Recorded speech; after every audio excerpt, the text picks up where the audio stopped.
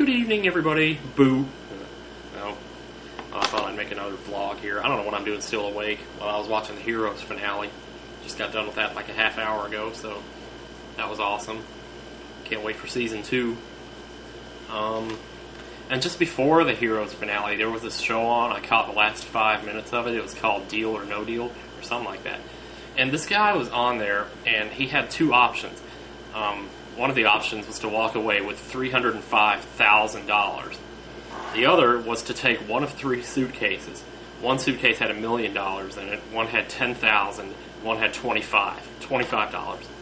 Well, it ended up, he passed up the $305,000 to open one of those suitcases, which I thought was the stupidest thing you could have possibly done. Well, he ended up getting $25. He got the suitcase with $25 in it. It's like, darn it. I don't even know what to tell you about that. It just torqued me off, man. I wanted to put my fist through the screen. It's like, you take the $300,000 seriously, you know? What can you actually do with $1 million that you couldn't do with $300,000? Except for maybe buy a house, I suppose. A really, really nice house.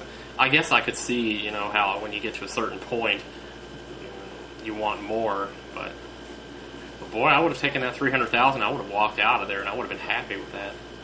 That's crazy. You just get so greedy, I guess. I don't know, though. I suppose a 1 in 3 chance at $1 million. How often do you ever see that? These days, $1 million isn't even that much. But if you can get your hands on $300,000 for nothing, you might as well take that. You could just about set yourself up with that. Put $100,000 in a savings account. Make $6,000 a year just on the interest from that. Which means you could basically work part-time and be, well, no, you couldn't, I don't know. Anyway, I gotta show you something. After I got out of work this morning, vegetables. I bought frozen vegetables for myself. Can you believe that? That's the first time ever that I have bought just vegetables like this. Because I've thought about it before. I thought I'll buy myself a can of green beans one day and I'll just force myself to eat it. And, well, never did it.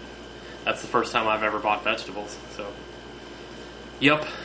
The only vegetables I've ever had before were either vegetables that someone else cooked for me, or just so happened to be there, or like part of a chicken pot pie or something like that.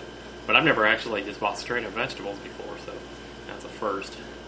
I guess being 31 and all, I'm starting to feel like I really need to do something about, my health. I need to start being more conscientious about that kind of thing because I don't want to die. I really don't. I've said before, well, what's the difference? Start getting that attitude thing going. But the truth is, I want to see my nieces grow up and my nephew. Nope. Oh, this wrist is driving me crazy. Scratching the hell out of it. Anyway, and then the other day, I was on somebody's profile on YouTube, and, on the profile, they have, their videos, and then underneath them, there's a link that says, see all 22 videos, or however many videos they have. Well, just under that link is a link next to their favorites. It says, subscribe to favorites.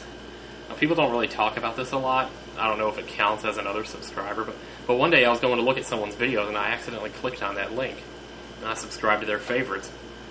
And I started to unsubscribe, but then I thought, well, what's the big deal? No big deal. So I stayed subscribed. And since then, I have seen some cool videos. It's Elmo Lincoln. I subscribed to his favorites by accident. And since then, I've seen some cool videos. So, awesome. Makes me want to go around and look at some other people's favorites now and see, what they got. What they got in there. Anyway. So, yeah, check out my desk, man. I just cleaned this thing off yesterday, and I put everything over here on this table that was cluttering it up, my modem, and, well, you can't really see anything. The light is so bad, but, yeah. I kind of feel like playing some Secret of Man. I don't know, man. Anyway. And then there's this song that's at work that they play. It's actually everywhere, but that's probably on the way down from being popular now, but it's that song where the guy in the chorus is like, come on, we'll see what we will be, or whatever, something like that. And it's like, Okay, first of all, Sean Mullins called. He wants his lullaby back. Second of all, Better Than Ezra called. They want the verse to At the Stars back. Third, what is going on with the rhythm in that song? It's like when he gets to the chorus and he does it 2 times in a row, the second time he does it, he starts too soon or something. It's just messed up. I don't know. Yeah, well, that's pretty much all I have to say for today, so I need to, do something else. I'm thinking about my greatest hits because my sister, if you haven't noticed, has started a tube off for people to post their greatest hits, their 5 greatest moments in their life, sort of like Charlie on Lost. So I've been kind of racking my brain all day long trying to think of ones. I thought of a few of them, and I was just like, I'm not sure. I think to myself, yeah, that was a pretty good moment, but there have to be 5 moments in my life that were greater than that, or couldn't there? I don't know. I thought about things like getting the Super Nintendo for Christmas. That was really astonishing.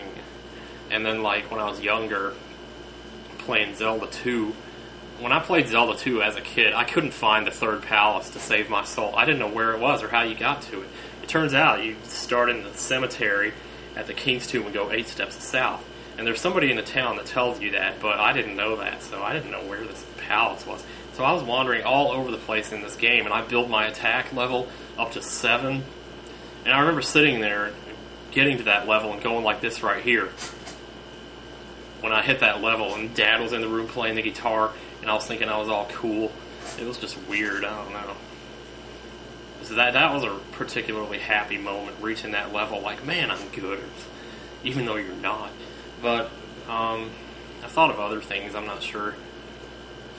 There was another one, this one night we went to Perkins, my sister and me and her boyfriend at the time, Josh, and this girl, Kelly, and